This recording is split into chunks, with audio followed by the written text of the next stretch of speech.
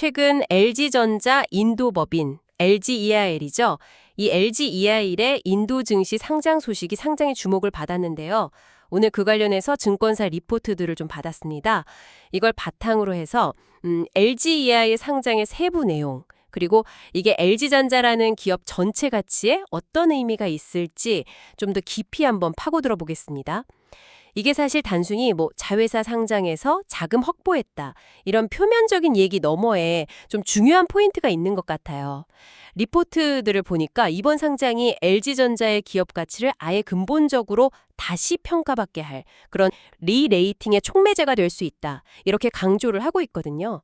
특히 그동안은 좀 제대로 평가받기 어려웠던 신흥국, 구체적으로 인도 시장에서의 성장 스토리, 이게 어떻게 반영될 수 있을까? 네, 이 부분을 좀 집중적으로 살펴보는 게 이번 분석의 핵심이 될 것 같습니다. 맞습니다. 이번 LGEI의 상장은 단발성 이벤트라기보다는 여러 층위의 의미를 좀 내포하고 있는 것 같습니다.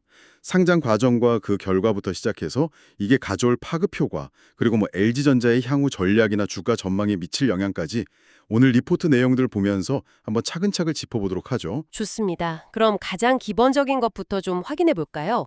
LGEIL 상장, 이게 어떻게 진행됐고 결과는 어땠는지요? 리포트 보면 분위기는 꽤 좋았던 것 같은데요? 네, 우선 과정을 좀 말씀드리면요. 10월 13일부터 16일까지 인도 현지에서 IR 같은 관련 절차들이 진행됐고요.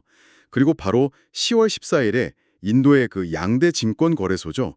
인도 국립증권거래소 NSE랑 봄베이 증권거래소 BSE, 여기에 성공적으로 딱 이름을 올렸습니다. 근데 상장 방식이 좀 특이했다고 들었어요. 신주 발행이 없었다고요? 네, 정확히 보셨습니다. 보통 IPO 하면 회사가 새로 주식을 찍어서 자금을 조달하는 경우가 많은데 이번 LGEI 상장은 그런 신주 발행이 전혀 없었고요. 기존 대주주, 그러니까 LG전자 본사가 가지고 있던 주식의 일부를 시장에 파는 방식, 구주 매출 방식으로만 100% 진행이 됐습니다. 구주 매출이요? 네, 그러니까 자금 조달의 주체가 LGEI 법인이 아니고 모회사인 LG전자가 되는 거죠. 그렇군요. 그럼 공모 가격이나 상장 첫날 반응은 어땠어요? 시장 반응이 정말 뜨거웠습니다. 공모가는 희망범위 제일 위였던 주당 1140루피, 이걸로 결정됐고요. 상장 당일에는 주가가 공모가보다 무려 48%나 폭등하면서 마감을 했습니다. 와, 48%요? 네, 이날 종가 기준으로 LGEI 시가총액이 우리 돈으로 환산하면 거의 19조 원에 육박했어요. 네, 상당한 흥행 성공이라고 평가할 수 있겠습니다. 와, 첫날 48% 급등이라니. 인도 시장의 기대감이 정말 엄청났다는 증거네요. 근데 구주 매출 방식이었으니까 이번 매각으로 LG전자 본사가 확보한 현금, 이건 어느 정도 규모인가요? 이번 IPO 통해서 LG전자가 가지고 있던 LGAR 지분 중 딱 15%를 매각했습니다. 이걸로 확보한 현금이 한 1조 8천억 원 수준이고요. 1조 8천억 원? 네, 근데 이게 전부가 아닙니다. 인도 증시 규정을 보면 상장하고 3년 안에 대주주 지분율을 75% 아래로 낮춰야 하는 그런 요건이 있거든요. 규정이 그렇군요. 네, 그래서 LG전자는 앞으로 3년 안에 추가로 10% 지분을 더 팔아야 합니다. 그럼 추가 매각까지 고려하면 현금 확보 규모가 훨씬 커지네요. 그렇습니다. 현재 LGLG 시가총액이 계속 유지된다고 가정하고 그냥 단순 계산만 해봐도요.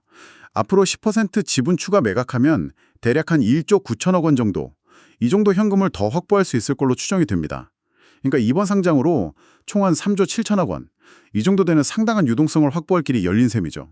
아니 근데 지분을 총 25%나 팔게 되는 거잖아요. 이렇게 되면 LG전자가 인도 법인에 대한 경영권이라든지 지배력, 이런 거 유지하는 데는 문제가 없을까요? 그 부분은 크게 걱정 안 하셔도 될 것 같습니다. 일단 15% 팔았고 나중에 10%를 더 판다고 해도 LG전자는 LGIL 지분 75%를 계속 가지게 되는 거거든요. 75%. 네, 이게 여전히 절대적인 과반수를 훨씬 넘는 지분율이니까요. 인도법인 경영권이나 주요 의사결정에 대한 지배력은 아주 안정적으로 유지될 거다, 이렇게 리포트들은 보고 있습니다. 알겠습니다. 상장의 기본적인 내용하고 결과는 이제 좀 충분히 이해가 된 것 같고요. 그럼 아까 말씀하신 그 리레이팅 가능성, 그러니까 이번 상장이 단순히 자금 확보 그 이상의 의미가 있다는 부분으로 넘어가 보죠. 리포트들이 왜 이 점을 이렇게 강조하는 걸까요? 네, 이 부분이 정말 오늘 논의의 핵심이라고 할 수 있습니다. 그동안 금융시장에서 LG전자를 평가할 때요. 주력 사업인 가전 부분은 주로 북미나 유럽 같은 선진시장, 여기서의 프리미엄 전략이나 성과, 여기에 좀 초점이 맞춰져 있었어요. 그렇죠. 프리미엄 이미지가 강했죠. 네, 물론 이것도 LG전자의 중요한 강점이지만 상대적으로 인도처럼 이렇게 폭발적으로 성장하는 거대 신흥시장에서의 성과나 잠재력, 이거는 기업 가치에 좀 제대로 반영이 안 되고 있다, 이런 평가가 많았습니다. 마치 LG전자 성장 스토리의 좀 중요한 일부가 약간 가려져 있었던 셈이군요. 그렇다고 볼 수 있죠. 네, 인도 시장은 인구 규모나 성장률만 봐도 엄청난 잠재력을 가진 곳이고 LG전자는 이미 인도 가전시장에서 수십 년간 1등 자리를 지켜온 강자거든요. 네, 그렇죠. 근데 이런 부분이 LG전자라는 회사 전체의 밸류에이션, 즉 기업 가치 평가에는 충분히 녹아들지 못하고 있었던 거죠. 뭐랄까, 일종의 숨겨진 자산 아니면 저평가 요인으로 작용했던 측면이 좀 있습니다. 그래서 인도 법인을 이렇게 별도로 딱 떼어내서 상장을 시키면 그 숨겨진 자산의 가치가 시장에서 직접 평가를 받게 되고 이게 결국에는 모회사인 LG전자 전체의 가치에도 긍정적인 영향을 줄 수 있다. 이런 논리군요. 정확합니다. 네, LGEIL이 독립적인 상장 회사로서 재무 성과나 시장 점유율, 성장 전략 이런 것들을 투명하게 다 공개하게 되지 않습니까? 네. 그러면 투자자들이 인도 시장에서 LG전자가 얼마나 잘하고 있는지, 앞으로 얼마나 더 클 수 있을지 이런 걸 명확하게 인지하고 평가할 수 있게 되는 거죠. 이게 바로 리포트들이 말하는 신흥국 가전 성장 스토리. 이걸 LG전자 본사의 기업 가치 평가, 밸류에이션에 직접적으로 반영시킬 통로가 열렸다는 의미입니다. 그동안에는 그냥 막연하게 인도에서도 잘하겠지? 이 정도였다면 이제는 LGEIL의 실적과 주가로는 구체적인 숫자로 그 가치를 딱 보여줄 수 있게 된 거죠. 듣고 보니까 이게 굉장히 중요한 전략적인 의미가 담겨 있네요. 단순 자금 확보 차원을 넘어서는 기업 가치 자체를 끌어올리려는 어떤 포석이다 이런 말씀이시군요. 네, 리포트들은 바로 그 점을 지적하고 있는 겁니다. 선진시장 프리미엄 가전의 안정적인 수익성, 거기에 더해서 신흥시장의 높은 성장성까지 이 두 개의 강력한 엔진을 모두 시장이 인정하게 만들려는 시도다. 이렇게 해석할 수 있겠습니다. 그렇다면 상장 이후에 LGJR 자체의 운영 측면에서는 어떤 변화나 효과를 좀 기대해 볼 수 있을까요? 이게 독립적인 상장 법인이 된다는 게 어떤 의미가 있을지요? 네, 리포트들은 몇 가지 좀 긍정적인 변화를 예상하고 있는데요. 우선 경영의 효율성이 높아질 것으로 기대를 합니다. 독립법인으로서 자체적인 이사회나 경영진을 갖게 되면 의사결정 과정이 훨씬 빨라지고 유연해질 수 있거든요. 그렇죠. 예전에는 좀 중요한 결정하려면 본사 승인이나 조율이 필요했다면 이제는 현지 시장 상황 변화에 더 빠르게 대응할 수 있는 그런 구조가 되는 거죠. 책임과 권한도 명확해지면서 조직 운영의 전반적인 효율성도 올라갈 수 있고요. 현지 시장에 딱 맞는 더 빠른 의사결정이 가능해진다. 뭐랄까 좀 더 발빠른 현지 특화 기업처럼 움직일 수 있게 된다. 이렇게 들리네요. 리포트에 보니까 생산 능력 확대 계획도 있던데요. 네, 그것도 아주 중요한 포인트입니다. 현재 LG전자가 인도 남부 안드라프라데시 주에 있는 스리시티라는 곳에 제3공장을 증설하는 계획을 추진 중입니다. 이 공장 증설이 완료되면 인도 내에서의 가전 생산 능력이 상당히 확충될 것으로 예상됩니다. 생산 능력 확대가 단순히 인도 내수 시장만을 위한 건 아니겠죠, 아무래도. 물론입니다. 인도는 지리적으로 보면 남아시아의 중심에 있고 또 근처 중동이나 아프리카 시장으로의 접근성도 좋거든요. 네. 따라서 이번 생산 능력 확충은 단순히 인도 내수 시장 수요 증가에 대응하는 걸 넘어서 인도를 핵심 생산 거점으로 딱 삼아서 주변 신흥국 가전 시장을 공략하는 그런 전초기지 역할을 강화하려는 전략적 포석으로 해석됩니다. 리포트들은 이를 통해서 인도 시장 내에서 LG전자의 입지가 더욱 공고해지는 건 물론이고 신흥시장 전체에서의 성장세가 더 가속화될 수 있을 거다, 이렇게 전망하고 있습니다. 아까 말씀하신 그 신흥국 성장 스토리가 그냥 기대감이 아니라 이 생산 능력 확대라는 실질적인 기반 위에서 더욱 힘을 받게 되겠네요. 흥미롭습니다. 자, 그럼 이제 투자자 입장에서 가장 궁금할 만한 부분인데요.